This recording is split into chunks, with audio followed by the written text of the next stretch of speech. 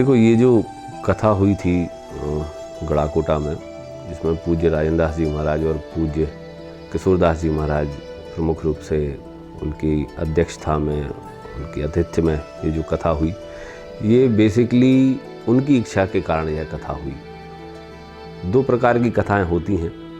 जैसे एक हम इच्छा करें कि हमें कथा करानी है, हमारी कोई मन्नत पूरी हो गई है या हमारा संकल्प है हमें कथा करानी, तो फिर हम किसी संत को अप्रोच करते हैं, संतों के पास जाने का निश्चय करते हैं और संतों से निवेदन करते हैं, फिर उनके अनुरूप हम कथा करते हैं।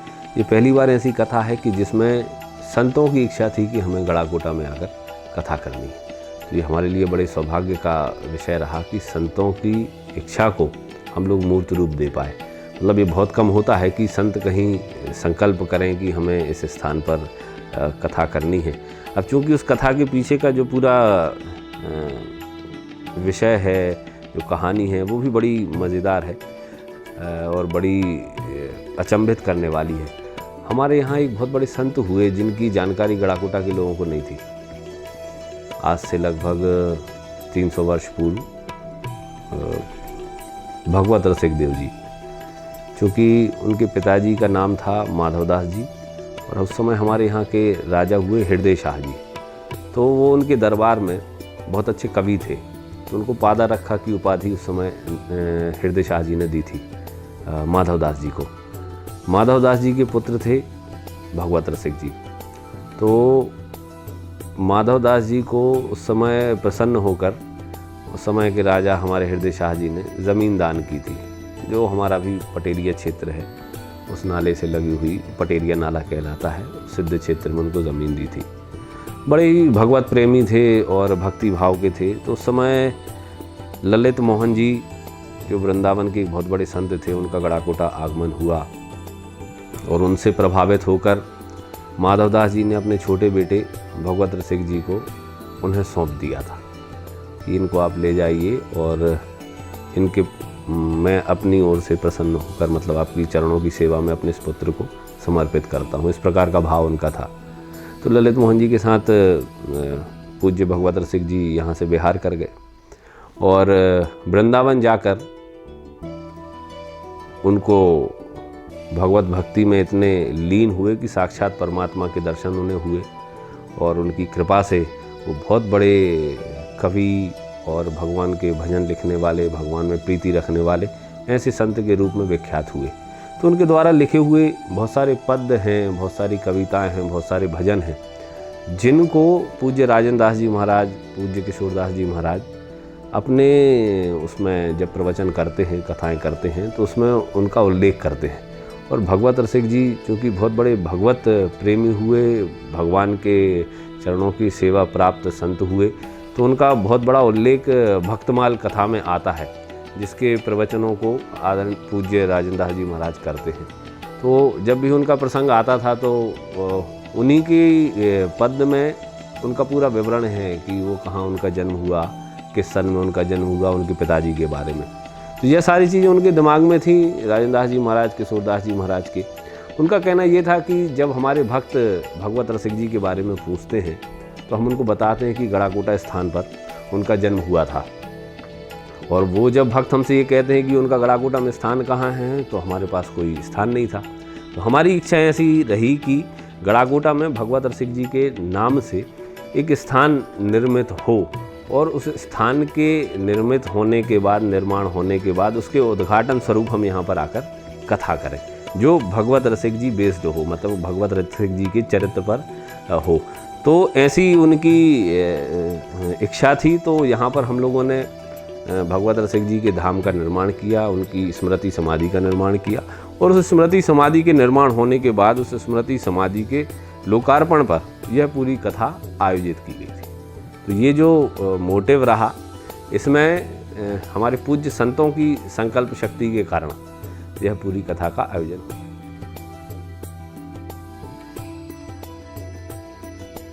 तो ये चैलेंजेस काफ़ी आए, मतलब कोई भी इतना बड़ा कार्यक्रम जब होता है तो बड़ी आसानी से नहीं हो पाता।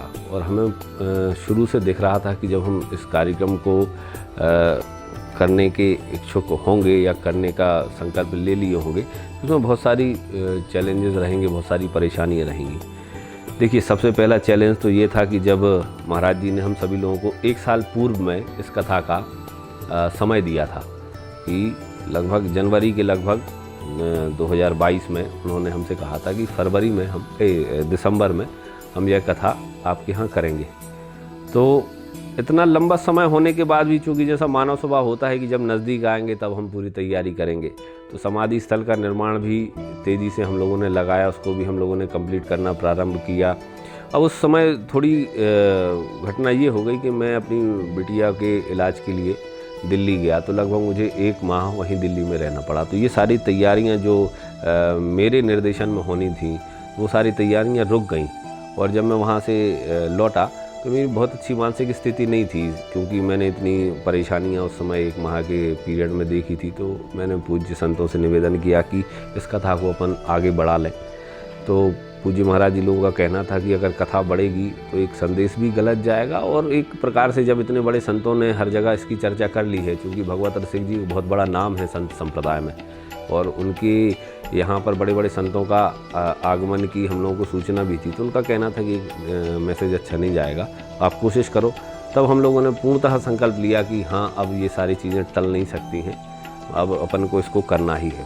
तो फिर हम लोगों ने लोगों से चर्चा प्रारंभ की। फिर एक तरफ स्मृति समाधि का निर्माण प्रारंभ हो गया था, उसको भी हमें जल्दी कंप्लीट करना था। और उसके साथ जब हम लोगों ने इस कथा की शुरुआत की, तो मैंने ये सोचा कि इस कथा में कम से कम रेली विधानसभा क्षेत्र के प्रत्येक व्यक्ति का सहयोग ज़रूरी है, इसकी सहभागिता ज़रूरी है। क्योंकि ये जो कार्यक्रम हो रहा है, ये कोई एक व्यक्ति का कार्यक्रम बन के नहीं रहना चाहिए।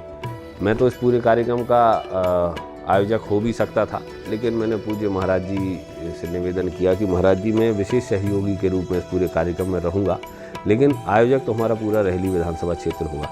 इस कारण से हमने पूरे रेहली विधानसभा क्षेत्र के लोगों को इसमें जोड़ने का काम किया, जो सबसे चैलेंजिंग काम था। आप प्रत्येक व्यक्ति तक निमंत्रण कैसे पहुंचाओगे, आप प्रत्येक व्यक्ति को इस कार्यक्रम से जोड़ोगे कैसे। तो हमने एक बहुत बड़ी टीम इसके लिए तैयार की। आप ये मान के चलिएगा कि उस टीम में 2000 लोग थे। 2000 लोगों की टीम रेहली विधानसभा क्षेत्र के प्रत्येक गांव में सक्रिय रही। प्रत्येक व्यक्ति के घर तक निमंत्रण पत्र और पीले चावल हम लोगों ने दिए। प्रत्येक व्यक्ति से सहयोग के रूप में 1 रुपये से लेकर जितनी उसकी इच्छा है इस कार्यक्रम में सहयोग करने की, या फिर कुछ अनाज जो वो देना चाहता है, ताकि यह उसका कार्यक्रम बने। क्योंकि पुण्य लाभ जो हमारी धार्मिक मान्यताएं हैं, अगर आप किसी धार्मिक आयोजन में इस प्रकार की सहभागिता करते हो तो वह पुण्य लाभ आपको मिलेगा।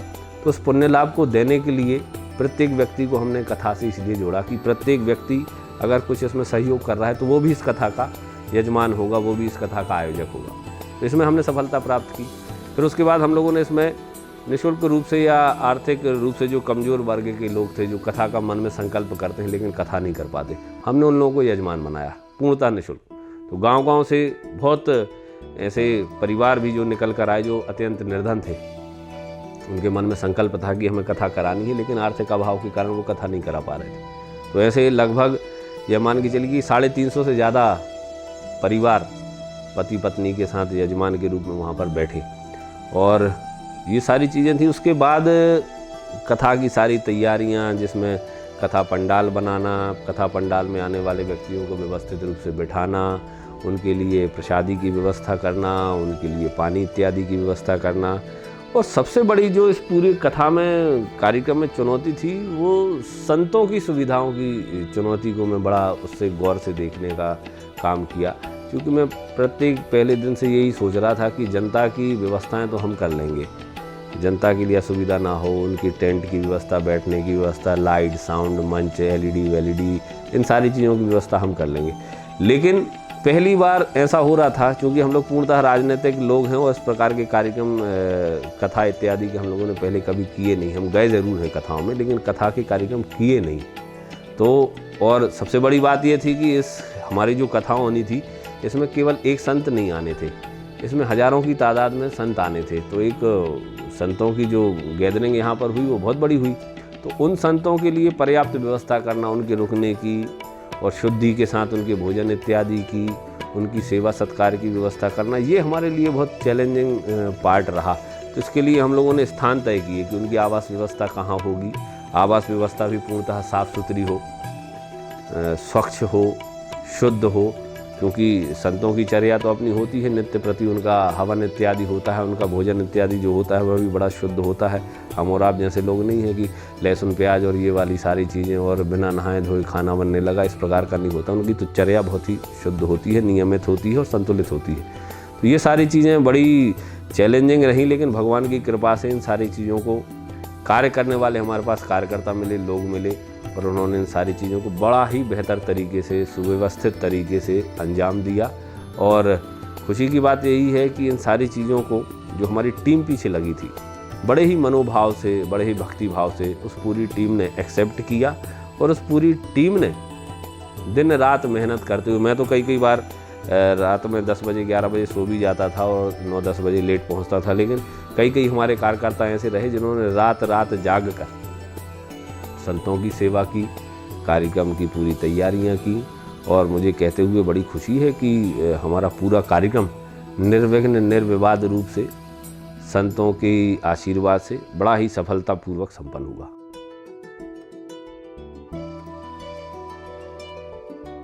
जो प्रभाव आप कहोगे तो प्रभाव तो इतना ज़बरदस्त है, मतलब जनता पर जो प्रभाव हो ना हो, मुझ पर और मुझसे जुड़े हुए लोगों पर मैंने सीधा इसका प्रभाव देखा है। जिस प्रकार से लोगों की धर्म में रुचि रहती थी, लेकिन एकदम नियमित रूप से लोग धार्मिक चर्याओं को करने से बचते थे। धार्मिक चर्याओं का अर्थात भगवान के यहाँ भक्ति भजन, मतलब जो नित्य कर्म होते थे उनसे भी सारे लोग बचते थे। हम लोगों का धार्मिक जो हिसाब किताब रहता था वो ऐसे ही रहता था कि बस कहीं मंदिर मिलेगा या जाना होगा तो प्रणाम कर लेंगे, अगरबत्ती लगा लेंगे। लेकिन संतों के सानिध्य में जब हम लोगों ने इस पूरी कथा को, कार्यक्रम को सुचारू रूप से संचालित किया, तो आप ये मान के चलो कि हम ये केवल सोने के समय संतों से अलग रहते थे, बाकी के पूरा समय संतों के सानिध्य में हम लोगों का बीता। संतों का सत्संग जब हम लोगों ने प्राप्त किया तो तरह तरह के किस्से, धर्म के विषय में, ईश्वर के विषय में, भक्तों के विषय में, हमारी चर्या कैसा हो, आप अगर मनुष्य योनि में आपने जन्म लिया है तो ये क्यों लिया है, इसका आपके ऊपर क्या क्या दायित्व है, ये सारी चीज़ें जब हमने संतों के बीच में रह के महसूस की तो हमारे जीवन में एक इतना पॉजिटिव बदलाव आया कि हम लोग अब अपने जीवन को एक नई दिशा हम लोगों ने दी। और ये पूरा इम्पैक्ट मैंने पूरे क्षेत्र में भी देखा है। लोग बहुत ज़्यादा धार्मिक हुए हैं, धर्म के प्रति लोगों की आस्था बढ़ी है, भगवान को प्राप्त करने की भजनों के माध्यम से, पूजा पाठ के माध्यम से, भाव के माध्यम से लोगों में एक उल्लास अलग दिखता है। अब आप देखिएगा जो स्थान हमने बनाया वहाँ पर लगातार भक्तों का आना जाना लगा रहता है, लगातार लोग सेवा के लिए वहाँ पर आते हैं। तो ये लोग जो धर्म से धीरे धीरे कट रहे थे या विमुख हो रहे थे, तो इस कथा ने लोगों को पुनः सनातन परंपरा की ओर, सनातन धर्म की ओर वापस मोड़ा है। लोगों को सनातन धर्म से, सनातन परंपराओं से वापस जोड़ने का काम इस कथा ने किया है। आज भी मैं कथा के बाद जब गांव-गांव जाता हूं तो गांव में चर्चाएं लगी रहती हैं कि इतने सारे संत आए थे, हमें उनके दर्शन करने का सौभाग्य मिला, हमें उस कथा में सहयोगी बनने का सौभाग्य मिला, भंडारे में आकर हमने प्रसाद ग्रहण किया, कितना बड़ा भंडारा था, हम लोगों को प्रसाद पाने का। तो ये जो दैन्य भाव लोगों के मन में जागृत हुआ है ईश्वर के प्रति, संतों के प्रति, ये अपने आप में एक बहुत बड़ी उपलब्धि है हमारे क्षेत्र की।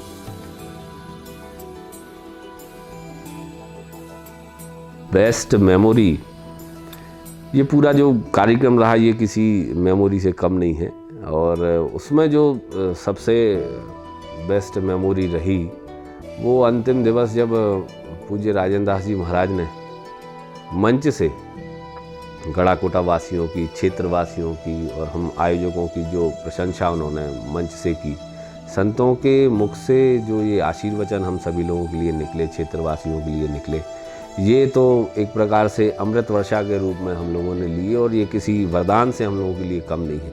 निश्चित रूप से व्यासपीठ पर विराजमान और पूज्य राजेंद्र दास जी महाराज जैसे दिव्य संत, उनकी वाणी कभी खाली नहीं जाती। तो जो आशीर्वाद उन्होंने हमारे क्षेत्र के लिए दिया और हमारे समस्त साथियों के लिए दिया, मुझे दिया, वह मेरे लिए जीवन के सबसे अमूल्य क्षण थे, जब मैं मंच पर नीचे बैठा हुआ था और पूज्य राजेंद्र दास जी महाराज व्यासपीठ पर बैठे हुए थे। मैं उनकी बाईं ओर नीचे किशोरदास जी महाराज के चरणों के समीप बैठा हुआ था। तो वह मुझे देखकर जो शब्द उन्होंने मुझसे कहे, वह निश्चित रूप से मेरे जीवन के बहुत ही अमूल्य क्षण थे, उन्हें मैं कभी भूल नहीं सकता। और मैं तो यही आशा करता हूँ कि जो सेवा भाव हमारे पूरे क्षेत्र ने संतों के प्रति दिखाया, और उन संतों के आशीर्वाद से हमारे क्षेत्र के ऊपर हमेशा भगवान की कृपा बनी रहे।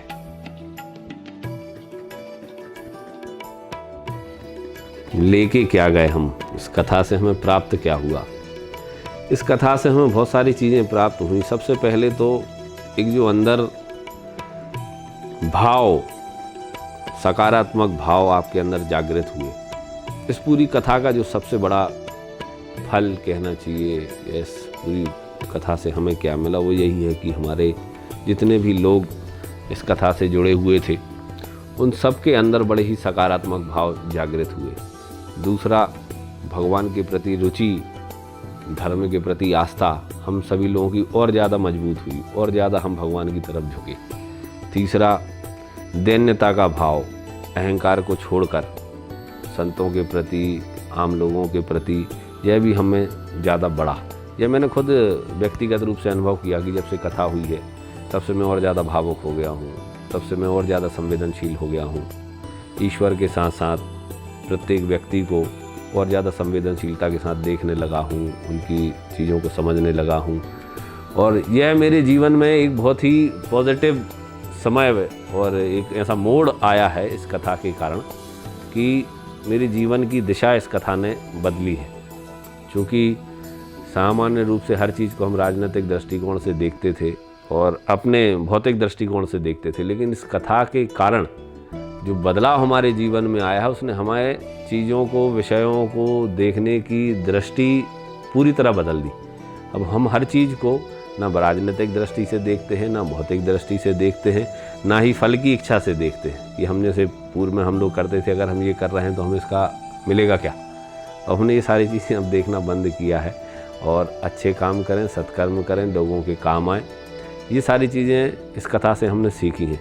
और संतों की महिमा क्या होती है, भक्तों की महिमा क्या होती है, धर्म को हमें किस प्रकार से लेना चाहिए, हमारी चर्या कैसी हो, हमारी दिनचर्या कैसी हो, ये सारी चीज़ों का समावेश इस पूरी कथा में रहा।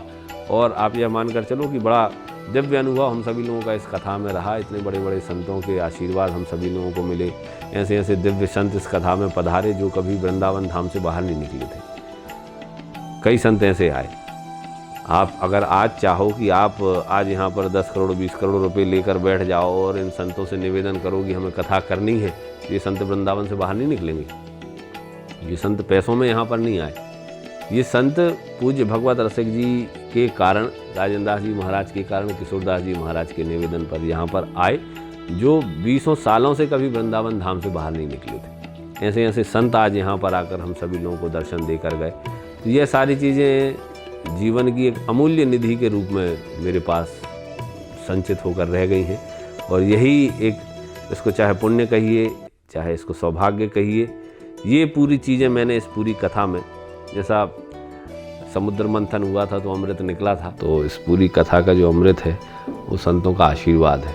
जब संत यहाँ से प्रसन्न होकर गए, हमारे सेवा भाव से प्रसन्न होकर गए, हमारे क्षेत्र से प्रसन्न होकर गए, कथा से प्रसन्न होकर गए, भक्तों से प्रसन्न होकर गए, सेवाओं से प्रसन्न होकर गए, तो निश्चित रूप से जब संत प्रसन्न होता है, भले ही उसकी वाणी से आशीर्वचन ना निकले, लेकिन उसके हृदय से, उसके मन से जो आशीर्वचन निकलते हैं वो आप यह मानकर चलिए किसी वरदान से कम नहीं होते। और यहाँ पर तो स्वयं पूज्य महाराज श्री जैसे दिव्य संतों ने व्यासपीठ पर विराजमान होकर हम सभी लोगों के लिए जो आशीर्वचन दिए, जो आशीर्वाद दिया, वह हमारे लिए इस कथा का पूरा सार है। जो अपन कहते हैं ना कि किसी चीज़ का सार क्या है, तो वो सार यही है कि उनके आशीर्वाद से हमारे क्षेत्र की जो प्रगति होगी, जो उन्नति होगी, वह हमारी इस कथा का सार है।